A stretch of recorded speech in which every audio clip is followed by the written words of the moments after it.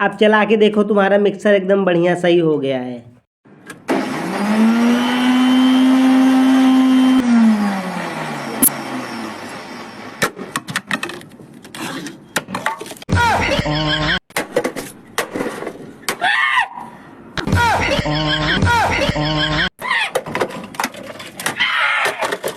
खराब मिक्सर थी। अरे यार, सही तो करवाया था।